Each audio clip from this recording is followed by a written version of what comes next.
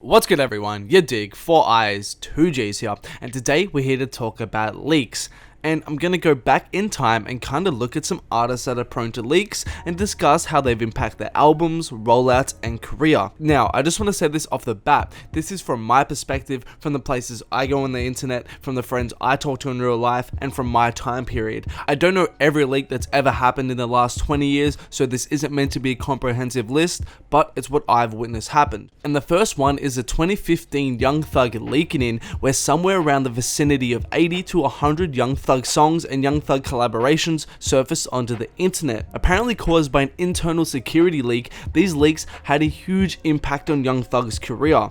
Firstly, a lot of these songs were basically finished in CD quality and were genuinely amazing tracks, legit top 10 to top 20 Young Thug song contenders. Songs like B/Machiavelli, Mine, No Way, Myself, I Mean, I could just go on forever. So this basically means that the label wasn't going to let these songs just leak and go to waste. So they decided to use Slime Season 1 and 2 essentially as projects to just get out the leaks officially in some capacity. And furthermore, BLB recently confirmed that iTunes, Young Thug's long-awaited debut album, would have come out by now if it wasn't for the leaks back in 2015 and the leaks that are still going on today. Because even right now, Young Thug is still plagued by constant leaks. We just saw 30 or so songs leak earlier this year, and it's crazy to think about what the alternative timeline of Young Thug's career is without these leaks. What if iTunes came out back in 2015 or 16? What if all the amazing music that leaked back then was released commercially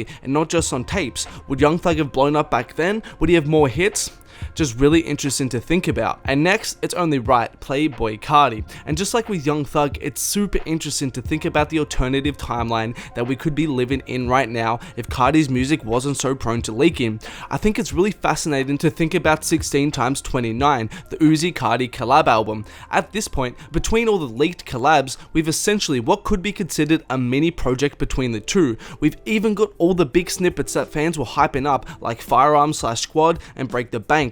And it's highly speculated that after the first song started to leak, that the two didn't want to release the project and decided to shelve the album. So I think there is definitely an alternate dimension somewhere with no leaks where Cardi and Uzi released the joint project. And then for this era of Whole Lotta Red, it's pretty self-evident at this point that the leaks are impacting his rollout in some way, with big ticket songs like Buffy, Molly, R.I.P. Yams, etc, all coming out that were more or less confirmed to be on a Whole Lotta Red. And I think when we reflect on this era, we'll think about what could have been if not for these leaks, because I definitely think this rollout would have been different and we would have had something concrete by now if it wasn't for all these songs leaking.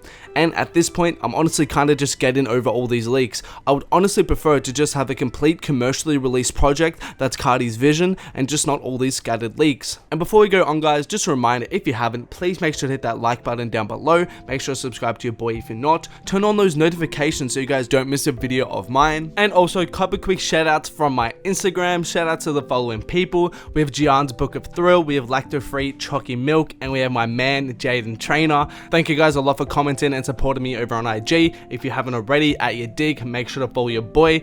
Also, quick reminder about my merch, out now, link in the description. There's Cardi, there's Travis, there's Uzi. As I said, link in the description to cop, but getting back to the video. And keeping up with the theme of newer artists, we get to Juice WRLD. And if you guys aren't aware, Juice's music has been leaking crazy for a minute now, like Young Thug and Cardi levels of leaks. To be fair though, the quality of these leaks, for the most part, don't come close to Cardi's or Thug's, but it's insane to think about the amount of music he must be working on to still be consistent with his own releases, considering all the leaks that are going on. And it's hard to say the impact of these leaks right now because we're still very much in the moment, but with collabs with Cardi, Yachty, G Herbo, Valet all leaking, it's likely that they're gonna have some sort of an impact on his albums, his rollouts, or something like that. And I think Juice right now is by far one of the most unfortunate when it comes to leaks, and there is such a community for them right now.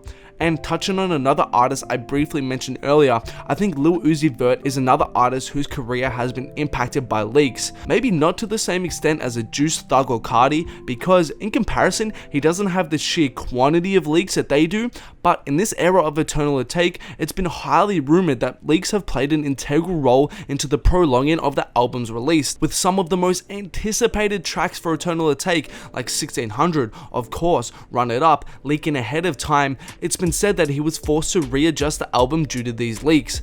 And it even happened again not too recently with Sanguine Paradise and That's a Rack leaking. Working on Diane's manager, Finesse, even confirmed that the leaks forced their hand and had to make them rush up and push up the rollout of the songs, which confirms that these leaks really do impact rollouts in a tangible way. Then even more recently, we have the situation with all the Yandhi demos leaking from Kanye West. Luckily, they seem to be rough drafts and demos, so at least they're not the final product, but still, for these amount of leaks to happen to someone on the level of Kanye, a literal superstar, is wild and just goes to show that nobody is safe. And even in the smaller underground SoundCloud scene, there are a couple notable examples that stand out. People like Uno the Activist or D Savage have had their fair share of leaks that have impacted their albums and rollouts, most noticeably the Live, Shine, Die era leaks for Uno and the D Phoenix era leaks for D Savage. And of course, Chief Keef is another artist whose leaks need no introduction. Admittedly, I'm not really in a position where I have enough context and enough information because I really haven't followed Keef's leaks hands-on like that, but the sheer quantity of Keef's leaks that have happened over the years is ridiculous. And that's all from me today, guys. I just quickly wanted to touch on the leaks and how they've impacted a few different artists. If you haven't, please make sure to hit that like button down below. Also, make sure to subscribe to your boy if you're not, turn on those notifications so you don't miss a video of mine, and as I said, at yadiiiigg on Instagram, make sure to follow your boy, and there are more videos of mine on screen right now, make sure to check them out if you haven't.